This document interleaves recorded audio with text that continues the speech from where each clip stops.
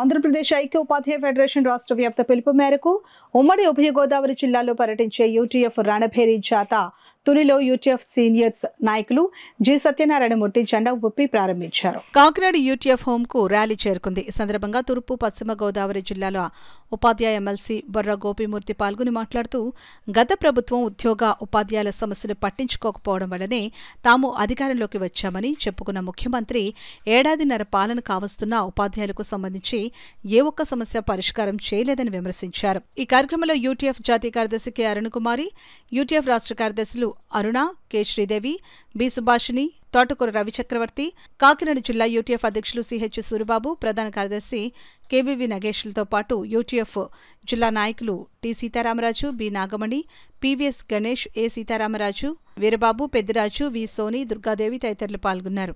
విద్యారంగ సంస్కరణలో భాగంగా ప్రవేశపెట్టినటువంటి మూల్యాంకన విధానంలో మార్పులు అనేటువంటివి కూడా ప్రభుత్వానికి సంబంధించినంత వరకు బాగా ప్రచారం చేసుకోవడానికి ఉపయోగపడుతున్నాయి తప్పితే ఈ సాల్ట్ పథకంలో భాగంగా ఉపాధ్యాయులకు కానీ విద్యార్థులకు కానీ ఏమాత్రం కూడా ఉపయోగకరంగా లేవు.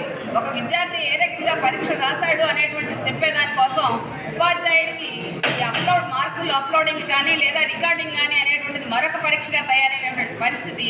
ఇవన్నీ కూడా విద్యారంగంలో ఉన్నటువంటి బోధనేతర పనులకు సంబంధించినటువంటి డిమాండ్. మరో ప్రధానమైనటువంటి డిమాండ్ ఈ రాష్ట్ర ప్రభుత్వమే కాదు, గత ప్రభుత్వం అధికారంలో ఉన్న నాటి నుంచి మరి బకాయి ఉన్నటువంటి సుమారు 30,000 కోట్ల రూపాయలు డిఏ అరియర్లు కానివ్వండి, మేము దాచుకున్న పిఎఫ్ డబ్బులు కానివ్వండి, రిటైర్ అయినటువంటి ఉపాధ్యాయుల యొక్క ఆర్థికపరమైనటువంటి అంశాలు కానివ్వండి, ఇవి ఏవి కూడా సంవత్సర కాలం గడిచిన ఈ కూటమి ప్రభుత్వం ₹1 కూడా విడుదల చేసేటువంటి విధంగా ఆలోచన చేయట్లేదు. అందువల్ల ఇది కూడా ఒక ప్రధానమైనటువంటి డిమాండ్గా మేము ఈ జాతాలో పెట్టడం అనేటువంటిది జరుగుతూ ఉంది.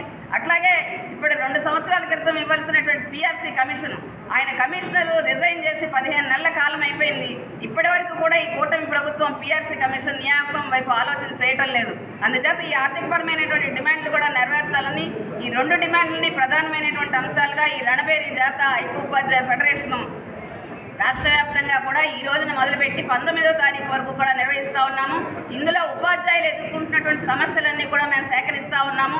ఇవన్నీ కూడా గంపగుత్తుగా తీసుకుని వెళ్ళి విద్యాశాఖ మంత్రి గారికి అట్లాగే ముఖ్యమంత్రి గారితో మేము ఎదుర్కొంటున్నటువంటి సమస్యలు ఇంతకాలము ఐక్య ఉపాధ్యాయ ఫెడరేషన్గా మేము చేసిన రిప్రజెంటేషన్స్ ఇదిగో సాక్ష్యాలు అని చెప్పి మేము ప్రభుత్వం ముందు పెట్టి నిలదీసేటువంటి ప్రయత్నం చేయబోతా ఉన్నాము. అప్పటికీ ఈ ప్రభుత్వం స్పందించకపోతే ఈ నెల 25వ తారీఖున వేలాది మంది ఉపాధ్యాయులతో విజయవాడలో మహాసభ నిర్వహించి పబ్లిక్గా మేము ఈ విషయాలన్నీ కూడా జనాలందరికీ కూడా తెలియజేయబోతా ఉన్నాము. ప్రభుత్వానికి ఇది ఒక హెచ్చరికగా తెలియజేస్తా ఉన్నాము. కష్టకరమైనటువంటి పరిస్థితులు ఈ రాష్ట్రంలో ఉన్నాయి. కనీసం ఇప్పటికే పెండింగ్ 4 డిఏలు ఉన్నటువంటి పరిస్థితి. ఏదైతే 12వ పిఆర్సీ 2023 జూలై 1తో 12వ పిఆర్సీని అమలు చేయాలి. 11వ పిఆర్సీ 2023 జూన్ 30తో పూర్తయింది. కానీ ఆ 11వ పిఆర్సీ ఎరియర్లు కానీ ఇప్పటి వరకు ఇచ్చినటువంటి డిఏల యొక్క ఎరియర్లు కానీ లేదంటే సరెండర్ లీవ్లు కానీ మెడికల్ రియంబర్స్మెంట్లు కానీ ఏపీజీఎల్ లాంటి అనేకమైనటువంటి దాదాపు 25 కోట్ల రూపాయల బకాయి ఉంది. ఏదైతే గత ప్రభుత్వం నుంచి విముక్తి పొందాలని చెప్పి ఉపాధ్యాయ ఉద్యోగులు గత ప్రభుత్వాన్ని కాదని చెప్పి కొత్త ప్రభుత్వానికి ఓట్లేసినటువంటి సందర్భంలో ఇప్పుడు ముఖ్యమంత్రిగా ఉన్నటువంటి చంద్రబాబు నాయుడు గారు ఏదైతే ప్రెస్ మీట్ పెట్టి ఉపాధ్యాయులందరూ నాకు వన్ సైడ్గా ఓట్లేశారు. సో అటువంటి పరిస్థితుల్లో నా కడుపు నిండిపోయింది. ఈ రాష్ట్ర ఉద్యోగ ఉపాధ్యాయులకి మన ప్రభుత్వం వచ్చిన తర్వాత పిఆర్సీ నియమిస్తాను, ఈ లోపం మెరుగైనటువంటి ఐఆర్ ప్రకటిస్తానని చెప్పినటువంటి మూట నీటి మూటగానే ఉంది. సంవత్సర కాలం అయితే ఆ పిఆర్సీ కమిషన్ నియామకం కోసం కానీ ఐఆర్ కోసం కానీ ఏ విధమైనటువంటి ప్రకటన చేయలేదు. సో ఇటువంటి పరిస్థితుల్లో ఈ యొక్క ఆర్థిక ప్రయోజనాల కోసం ఈ యొక్క బోధనా సమస్యల కోసం ఈ రోజున అనేకమైనటువంటి సంవత్సర కాలంలో ప్రాతినిధ్యాలు చేయటం జరిగింది. ఇటు యూటీఎఫ్గా లేదా ప్రోగ్రెసివ్ డెమోక్రటిక్ ఫ్రంట్ ఎమ్మెల్సీగా అనేక ప్రాతినిధ్యాలు చేసినప్పటికీ కూడా ప్రభుత్వం సమస్యల పరిష్కారం కోసం నిర్లక్ష్యం వహించింది తప్ప సమస్యల పరిష్కారం కోసం ముందుకు రానటువంటి పరిస్థితుల్లో అనివార్యంగా రోడ్డు ఎక్కవలసినటువంటి పరిస్థితి ఏర్పడింది. ఇప్పటికే ఫ్యాక్టరీ తరఫున ఒక విడత పోరాటం చేసినప్పటికీ కూడా ప్రభుత్వం ముందుకు రానటువంటి సందర్భంలో ఆంధ్రప్రదేశ్ ఐక్య ఉపాధ్యాయ ఫెడరేషన్ ఆధ్వర్యంలో ఈ రోజు నుంచి 19వ తారీఖు వరకు జరిగే రణభేరిలో ఉపాధ్యాయులు పెద్ద ఎత్తున పాల్గొంటా ఉన్నారు. పాఠశాల నుంచి ఉపాధ్యాయుల నుంచి సమస్యలు సేకరిస్తూ ఉన్నాం.